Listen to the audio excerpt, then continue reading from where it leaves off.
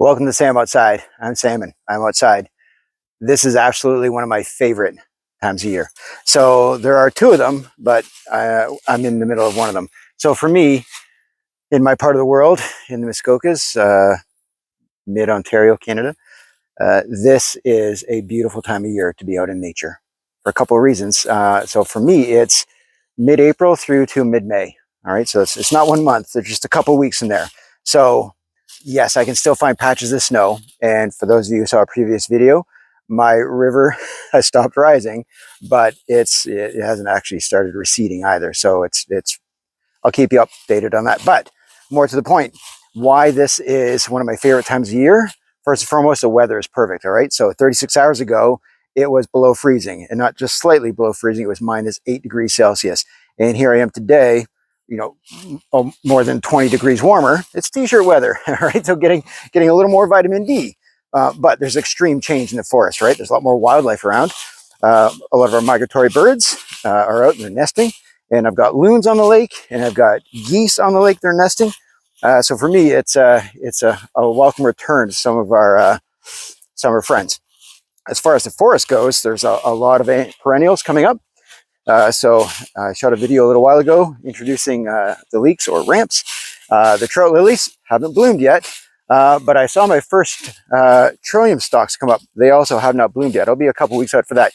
And that is the signal for me. When I start to see the trilliums in bloom, it's the beginning of bug season, which is why I have a different appreciation for nature once I get into that third week of May. And for me, it's the blackflies. So I associate 4 to 6 weeks in May going into June as our blackfly season. Then June, July, it's mosquito season. And after that, we get into deer flies and horse flies and whatnot. So yeah, so I will come differently prepared for my outdoor adventure. So my choice of time of day is very different, the duration and what I have to wear to protect myself just to feel comfortable. So as a certified forest therapy guide, I absolutely love this time of year. Most of my clients are coming from a little bit further away where they might have a little bit more of a spring season. And, you know, they're probably cutting their grass and I still have some snow in mine. So coming up to what they consider central or northern Ontario, get to experience nature as it's still in bloom. In blooming is just an amazing time, and there's no insects. All right, so you don't have to wear the repellents, you don't have to wear the mesh, you don't have to layer up. You can be comfortable, walk at your own speed, and so much to smell and see and feel. And there's just even throughout the day, there's so much more than you see that you can actually watch. Right, you can actually watch stuff appear in the ground. Now we haven't had a bud burst yet. In fact, the maples are swollen.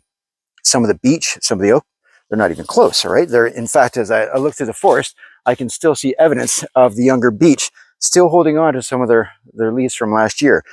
You know, little leaves like this and these birch, they are going to be pushed out by this year's fresh growth. So that is still a couple weeks out. Now, this is my first of 2 favorite times of year. My other favorite time of year, and I'll shoot a video later on about that, is my mid-September to mid-October. Again, first and foremost, temperatures are amazing. You get some, you know, it's beginning of sweater weather. So we're starting to get some cool evenings. All right, there's still some warm spells during the day, but again, the bugs are gone. Oh, it's amazing. And we're starting to get some of the migratory patterns and some other species coming from further north passing through. So a chance to see different birds, right? And the animal behaviors will change. And so there, again, there's just another season, different things to harvest and consider. That's when I'll get into my mushroom season. It's also a time for harvest, right? So there'll be a lot of things, the nuts and whatnot will be hardening off. So I'll have some spring blooms for harvest and I'll have some fall blooms. So, you know, it's challenging to be comfortable in the dead of winter when it's, you know, anything after -20. It's not comfortable or safe for the dog, right? And I've got to be a little more prepared, conscious about where I go and my time as far as exposure.